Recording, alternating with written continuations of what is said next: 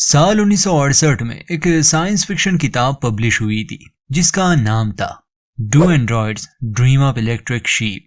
ये एक अमेरिकन लेखक जिसका नाम फिलिप केंडर डिक था, उसने लिखी थी।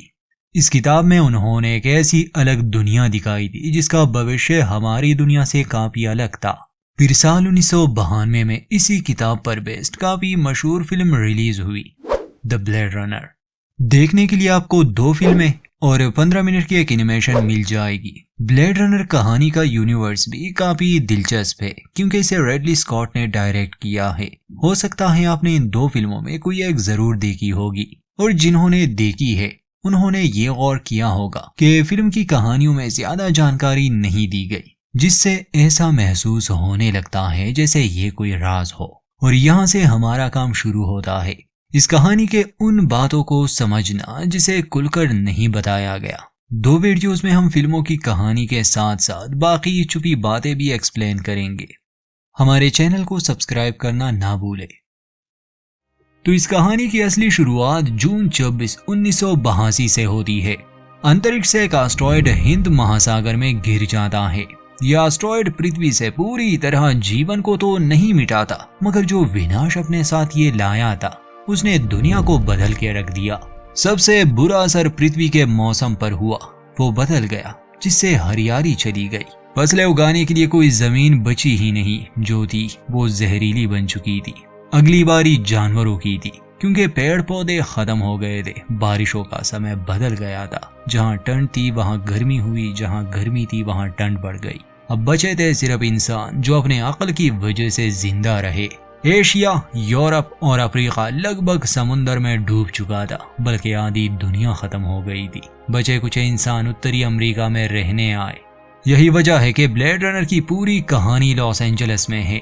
कुछ साल बाद इंसान इस मरती हुई दुनिया में आशा की एक नई किरण ढूंढने में लग गए।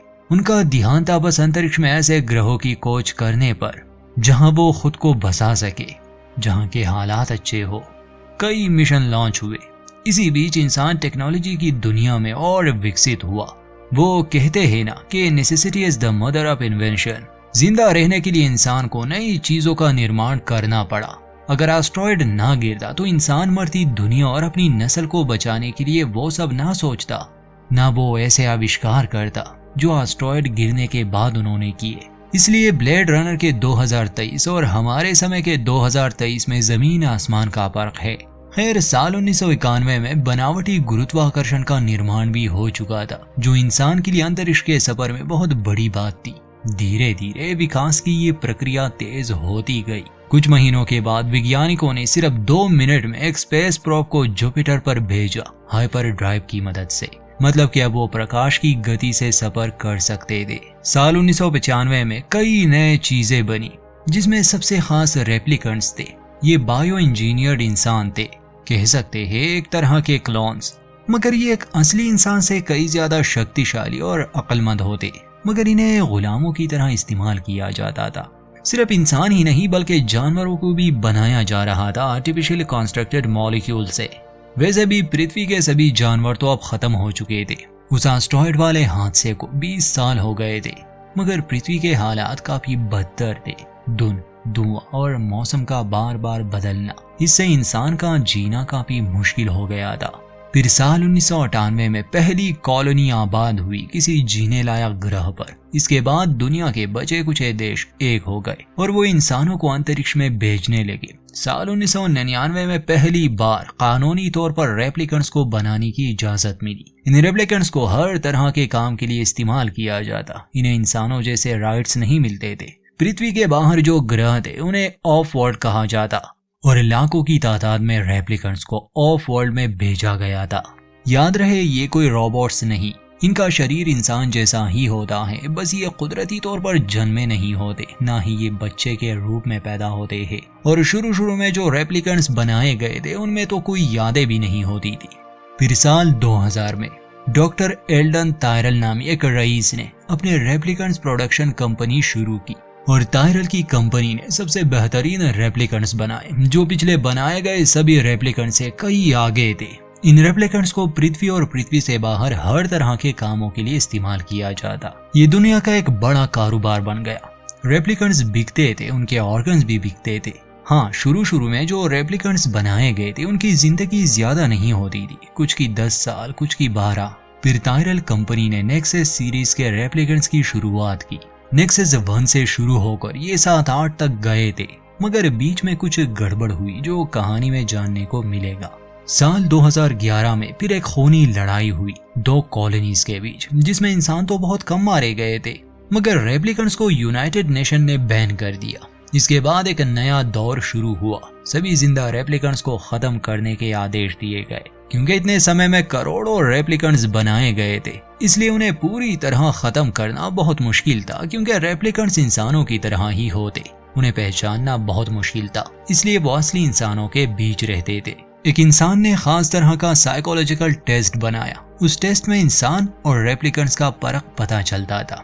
एक बात आप ये भी याद रखें कि रेप्लिकेंट्स बच्चे पैदा नहीं कर सकते, और अगर कर ले तो ये एक चमत्कार से कम नहीं होगा।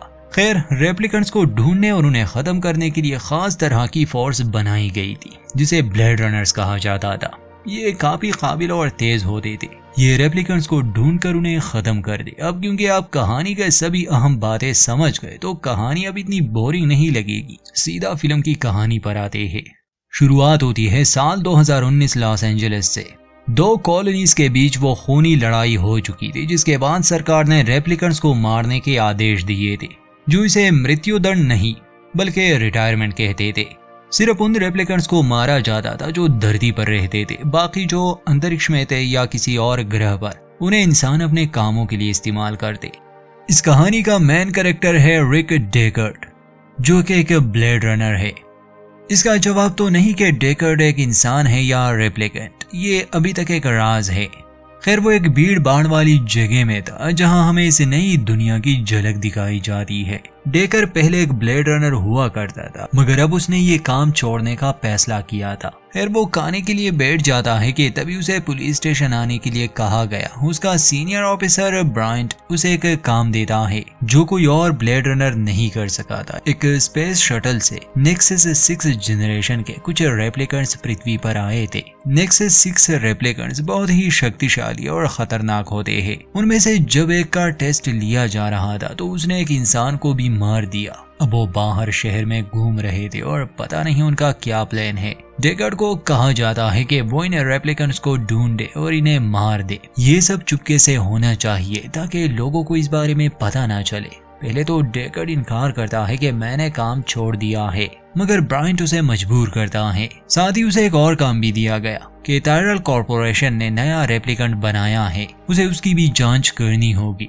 डेकर्ड इस काम को लेता है और सबसे पहले वो टायरल कॉर्पोरेशन में आता है, जहां उसकी मुलाकात रेचल से हुई। रेचल असल में एक रेप्लिकेंट है, मगर हाल ही में उसे बनाया गया है। जो खामियां पहले रेप्लिकेंट्स में थी वो रेचल में नहीं थी। रेचल और डेकर की कुछ बातें होती है। रेचल काफी अलग थी।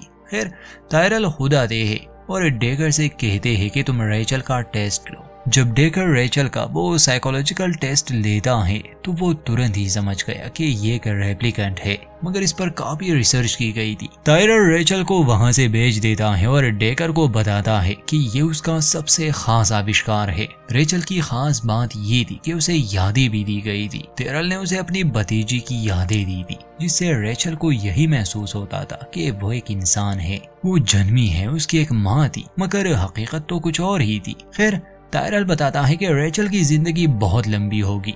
कितने साल ये उन्होंने नहीं बताया, मगर डेकर पहली बार किसी ऐसे रेप्लिकेंट से मिला था जो लगभग इंसान थी, इसलिए वो काफी हैरान भी था। डेकर को गेफ नाम का एक पार्टनर भी दिया गया था, मगर वो डेकर को खास पसंद नहीं करता था। वो प्रमोशन पाने के लिए बस इस केस में उसका साथ दे रहा था। दोनों ही तहकीकात शुरू करते हैं। थोड़ी बहुत जानकारी पाने के बाद इन्हें एक रेप्लिकेंट का ठिकाना मिल जाता है। वो एक होटल में ठहरा था। होटल रूम जाने पर इन्हें वो रेप्लिकेंट तो नहीं मिलता, मगर कुछ सबूत मिल जाते हैं, जैसे कुछ तस्वीरें और बाथटब में स्केल का एक टुकड़ा। वो रेप्लिकेंट जो यहाँ रुका था उसका नाम लियोन था। वो जान गया था कि ब्लेड रनर उनकी खोज में है। वो अपने लीडर रॉय से मिलता है और उसे ये जानकारी देता है कि ब्लेड रनर्स को हमारे पीछे लगा दिया गया है। इसके बाद ये दोनों ऑर्गन्स बनाने वाले एक लैब में जाते हैं। वहाँ एक चाइनीज आदमी था जो रेप्लिकेंट्स की आंखें बनाता था। रॉय उससे एक जेनेटिक सीक्रेट कोड के बारे में सवाल करता है, मगर उस आदमी को इस बारे में कोई जानकारी नहीं थी। वो बताता है कि इसका पता सिर्फ टायरल को होगा।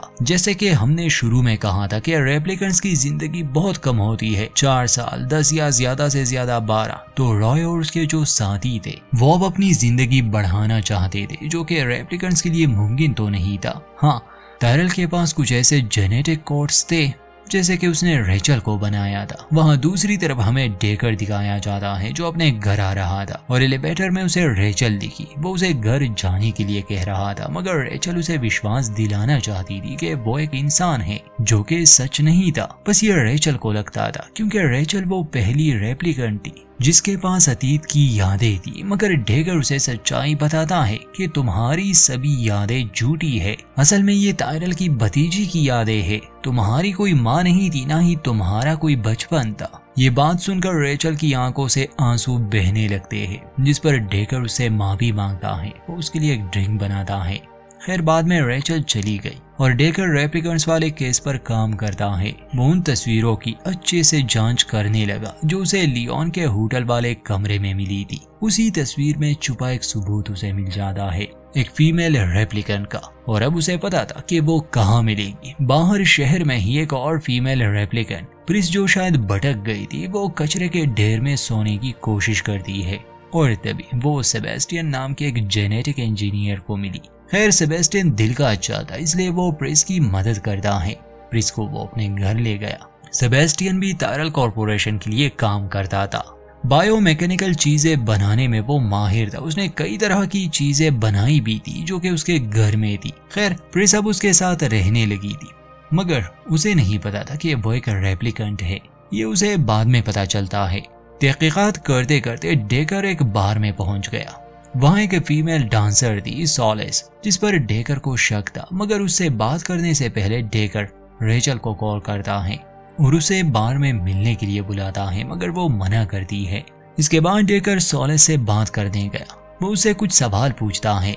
जल्द ही वो उसका झूठ भी पकड़ लेता है। सोलिस एक रेप्लिकेंट थी, नेक्सस 6 जनरेशन की, जो यहाँ अपनी पहचान छुपा कर रह रही थी। वैसे तो डेकर उसे अरेस्ट करना चाहता था, मगर सोलिस उससे लड़ती है, भागती है, इसलिए डेकर उसे मार देता है। उसी दिन ब्रायन डेकर से मिलने आया। वो बताता है कि अब 3 नहीं बल्कि 4 रेप्लिकेंट बचे हैं, जिन्हें उसे ढूंढना है और मारना है। वो बताता है कि टायरल कॉर्पोरेशन से वो रेचल नामी रेप्लिकेंट भी भाग गई है और अब उसका कोई पता नहीं। ये सुनकर डेकर को अच्छा नहीं लगता, क्योंकि रेप्लिकेंट ने नियम तोड़ा और इसकी सजा सिर्फ मौत है।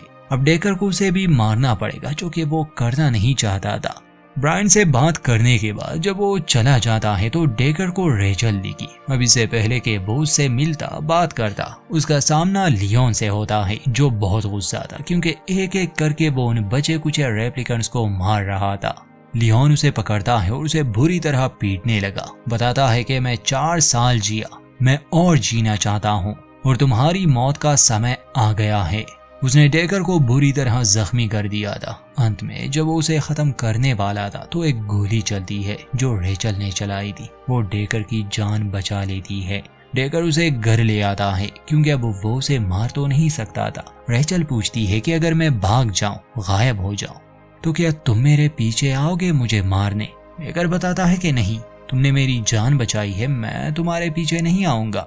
पहले ही मुलाकात में डेकर को रेचल से प्यार हो गया था और अब ये दोनों काफी रोमांटिक पल बिताते हैं। वहाँ रॉय को पता चल चुका था कि उसका साथी लियोन भी मारा गया है। अब वो और प्रिस ही बचे थे। प्रिस ने सेबेस्टियन से दोस्ती कर ली थी और वो रॉय को भी उससे मिलवाती है। इसके बाद सेबेस्टियन समझ जाता है कि असल में ये भागे हुए रेप्लिकेंट्स है, मगर सेबेस्टियन को प्रिस से प्यार हो गया था और इसी का फायदा लेकर रॉय उसे इस्तेमाल करता है कि वो उसे टायरल से मिलवाए। सेबेस्टियन को एक बीमारी थी जिसमें उसके ऑर्गन्स बार बार फेल होते थे। वैसे भी प्रिस कुछ समय में मर जाती तो सेबेस्टियन मजबूर हो जाता है। वो अक्सर टायरल के साथ शतरंज खेलता था, इसलिए वो उसे शतरंज के लिए चुनौती देता है। जब टायरल उसे घर बुलाता है तो रॉय भी उसके साथ था। जो अपने निर्माता से मिलकर कुछ सवाल पूछता है। रॉय चाहता था कि वो उसकी जिंदगी बढ़ाए, मगर ये मुमकिन नहीं था, इसलिए रॉय टायरल को मार देता है। टायरल की मौत की खबर ब्रायन को मिल जाती है, जो डेकर को फौरन दोनों को ढूंढने और मारने के आदेश देता है। डेकर जाता है सेबेस्टियन के घर, जहां लड़ाई के दौरान प्रेस मारी जाती है और डेकर की रॉय के साथ काफी लंबी फाइट चलती है। रॉय की बातों से ये भी पता चलता है कि इन रेप्लिकेंट्स के साथ बहुत बुरा सलूक किया जाता है और यही वजह है कि ये आम इंसानों की तरह जीना चाहते हैं, उनकी तरह सब महसूस करना चाहते हैं। अब इससे पहले कि रॉय डेकर को मारता, गेफ मदद के लिए पहुंच गया था। वो रॉय को शूट करता है। डेकर की आंखों के सामने ही उसकी मौत हो गई। जाते जाते गेफ कहता है कि अफसोस कि वो जिएगी नहीं। उसका मतलब रेचल से था। वो ये भी जानता था कि असल में डेकर उसे पसंद करता है। डेकर रेचल को ढूंढने निकल जाता है, जो उसे सही सलामत मिल गए और इसके बाद दोनों भाग गए। आगे क्या हुआ ये 2017 में जो फिल्म आई थी, यानी इसका सीक्वल, उसमें जानेंगे। दोस्तों, कहानी लंबी नहीं खींची क्योंकि ये कल्ट क्लासिक है। इसमें बस डायलॉग्स और स्लो सीन्स दिखाए गए हैं, जो एक्सप्लेनेशन के लिए नहीं, मगर आप ब्लेड रनर की दुनिया से रूबरू तो हो गए। मिलते हैं नेक्स्ट वीडियो में।